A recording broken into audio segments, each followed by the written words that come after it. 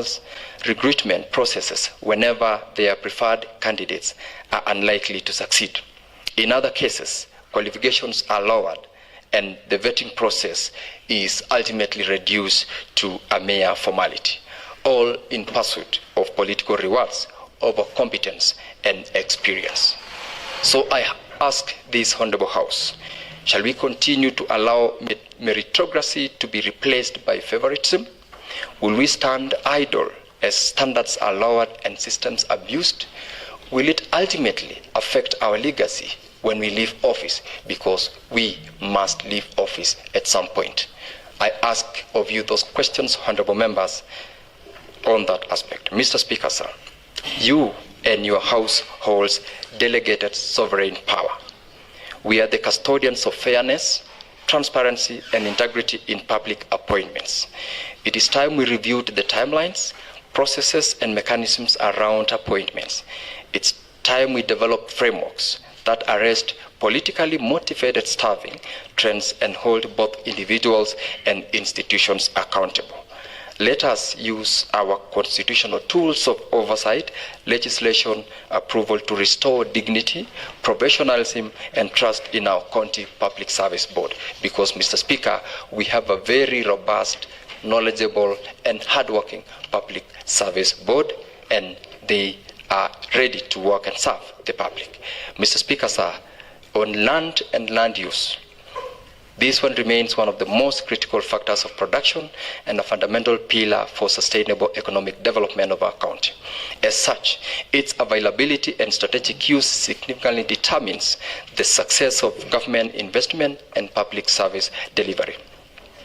Regrettably, Mr. Speaker, Bomet County faces a growing scarcity of public interest land, which continues to hinder the establishment of key public infrastructure. Facilities such as industrial parks, recreational spaces, arboretum, affordable housing projects, libraries, resource and ICT centers, youth empowerment hubs, craft centers, museums, and social halls require adequate, well-located land, yet such land is increasingly not available. I call upon you, honorable members, to consider strategic acquisition of public interest land. Now, not even when it's too late. Let us align our spatial planning and budgeting processes to ensure timely identification, acquisition, and securing of land for future public use. This is how we safeguard the dreams of tomorrow today. Honorable members, if we are to future-proof the development of this county, then land banking must become a deliberate and urgent policy intervention. Without forward-thinking action, we risk a scenario where land becomes congested, inaccessible, or exorbitantly expensive, thereby frustrating public development agendas and choking our growth potential as a county. Ninth, honorable members, is on the fidelity to the rule of law. Adherence to the rule of law is the foundational fulcrum of order, justice, and tranquility in any functioning society. When the law ceases to be a neutral guide, when it bends to favor the high and mighty, and the voices of the vulnerable and the down out, then terror, impunity, and disorder takes root. Mr. Speaker, sir, over the past 5 years, the county government of Bomet has found itself entangled in numerous litigations, ranging from labor-related cases to disputes with contractors, suppliers, and landowners. These are not isolated incidents, but symptoms of systemic failure to act within the legal frameworks that govern procurement, employment, land acquisition, and service delivery.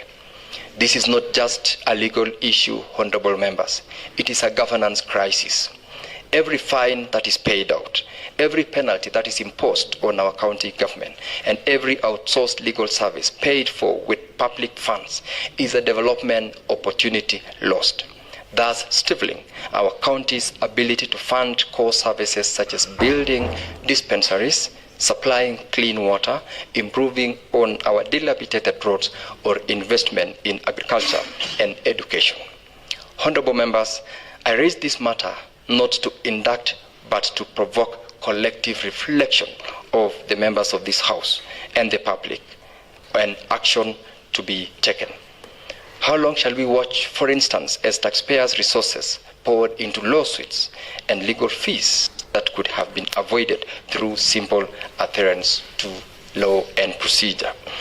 It's important to note that, honorable members, the Office of the Auditor General has consistently flagged the rising cost of fines and has demanded, as incurred by the county government, action. Many of these are actually avoidable. These are not isolated observations for the county of Bomet, but for across the country in most of our counties. But the recurring audit concerns, particularly in our county, have now become a pattern that demands urgent corrective action. It's time, honorable members, that we move beyond reading audit reports and begin to act decisively on them. Public money must not continue to be used to clean up administrative carelessness or non-compliance with the law. Mr. Speaker, sir, the 10th area I wanted to speak to is on people's participation in governance in our county. Recognizing the constitutional right of our people to manage their own affairs, full implementation of Bomet County Public Participation Act 2019 must be treated as a priority. This assembly has a central role to play in ensuring that this law is not just a document on paper, but a living, breathing framework that anchors inclusive and meaningful engagement with our people. Honorable members, we must go beyond token consultations. Capacity building initiatives targeted especially at the grassroots are essential to enable the public to engage constructively in the planning, budgeting, and oversight processes. Public participation must be institutionalized, resourced, and continuously nurtured so that every citizen resident of Bomet, not just the loudest voices, has a genuine say in shaping the priorities and direction of this county. Honorable members, Bomet County Public Participation Act 2019 clearly stipulates that the department responsible shall prepare quarterly and annual reports on the status and effectiveness of public participation. Has this been done as required by law? I pose that question to the honorable members of this House. Furthermore, the appointment of a public participation council and an advisory committee is not an optional under that law that was passed by this House in the year 2019. Has this House, for example, received any confirmation that these bodies have been constituted and funded to operationalize? Honorable members, we must ask ourselves those questions, and further, whether we are genuinely fair and transparent in the way we conduct public participation as a county executive. Do we provide public with adequate notice, relevant documents, and sufficient time for them to digest the information and give meaningful input, especially on planning and budgeting on development programs that this House is called sometimes to approve? Let's not allow public participation to become a mere formality or a checkbox exercise.